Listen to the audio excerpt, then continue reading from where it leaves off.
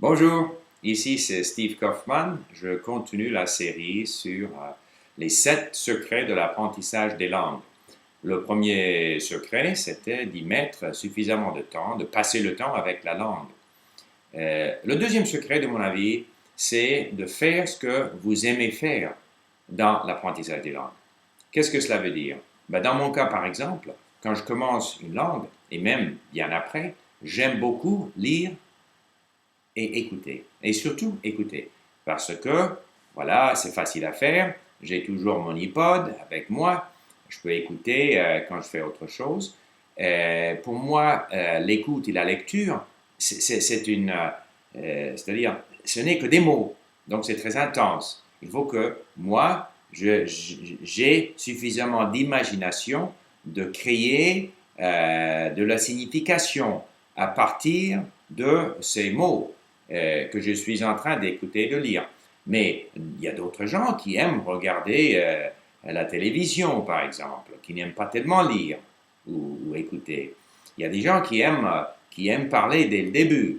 Ce n'est pas mon cas. Bon, mais c'est très important qu'on fasse ce qu'on aime faire. Parce que comme cela, on va y mettre suffisamment de temps pour avoir du succès.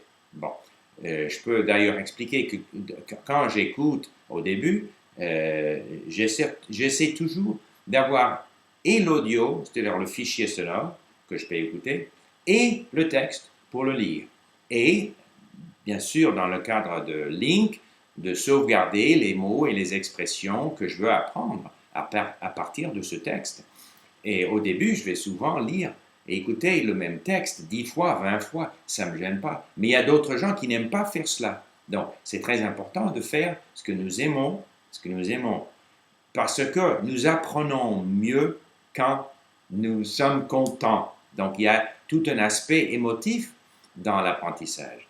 C'est pour ça d'ailleurs que les choses que je vais écouter ou lire, ça sera des textes intéressants. Je vais les choisir parce que j'aime ces textes-là, parce que c'est un sujet qui m'intéresse. Et dans l'écoute, je vais choisir des textes où j'aime la voix de la personne qui raconte, que ce soit une histoire ou n'importe quoi. Je vais toujours faire de mon mieux pour que tout ce que je fais, que ça représente, disons, une tâche qui est agréable pour moi. Donc, je crois que c'est très important de faire cela dans ce que nous faisons. Mais ce que moi j'aime faire, ça marche bien pour moi. Mais je connais par exemple Lucas, un Italien qui est sur l'Internet et qui est un excellent polyglotte.